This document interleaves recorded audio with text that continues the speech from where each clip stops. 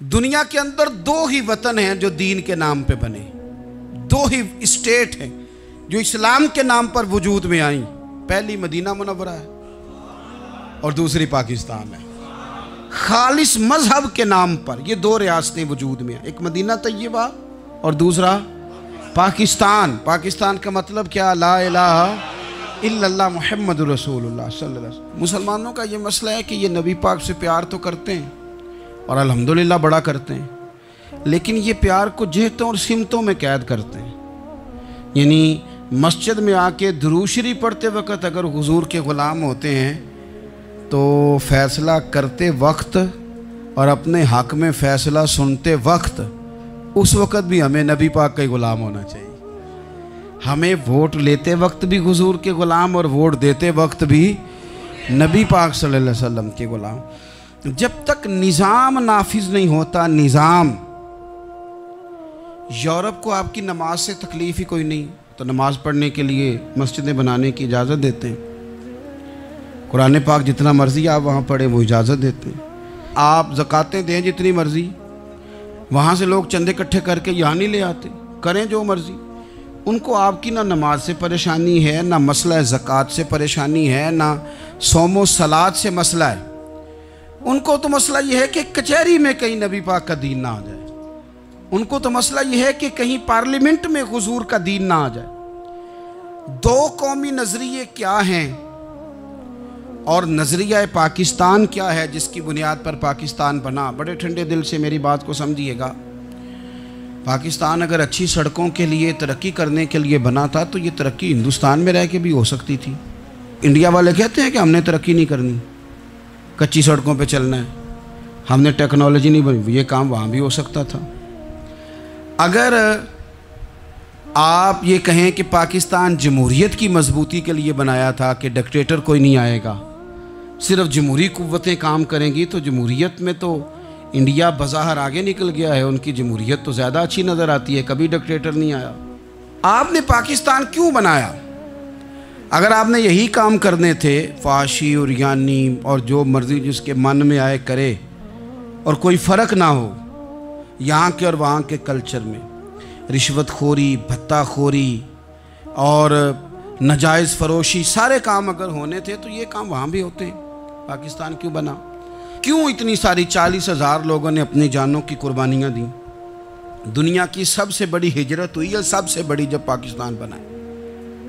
ये सबसे बड़ी हिजरत थी, इतनी बड़ी हिजरत ही कभी नहीं हुई। क्यों इतना कुछ हुआ? वो इसलिए हुआ कि हमें बताया गया था कि वहाँ ना सोशलिज़म, ना वहाँ खाली जमहूरियत का राग अलापा जाएगा, बल्कि एक बुलंद नारा लगाया गया था। नारा क्या था? पाकिस्तान का मतलब क्या? पाकिस्तान का मतलब क्या? ला इलाहा इल्लल्लाह मुहम्मदुर रसूलुल्लाह सल्लल्लाहु अलैहि। ये उन्वान बनाया गया। गरीब आदमी को बताया गया कि जब पाकिस्तान बनेगा तो वहाँ हुजूर का निज़ाम नाफिज होगा, जागीरदार की और गरीब की तफरीक ख़त्म होगी। जिस तरह अमीर के बच्चे को कॉलेज में दाखिला मिलेगा, गरीब के बच्चे को भी मिलेगा। वहाँ बताया गया कि लोग वहाँ हर लिहाज से अपने आप को बराबर समझेंगे। वहाँ वही बात होगी जो जनाब सिद्दीक़ अकबर करते थे। वहाँ वही जुमले दोहराए जाएंगे जो हज़रत उमर फरमाते थे। वहाँ उसी तरह गरीब पर सखावत की जाएगी, उसे दिया जाएगा जिस तरह हज़रत उस्मान गनी करते थे।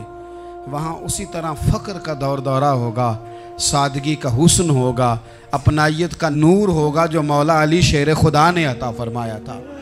इस सोच की बुनियाद पर पाकिस्तान बनाया गया, इस सोच की बुनियाद पर, और इसी सोच को आगे लेकर के जाया गया।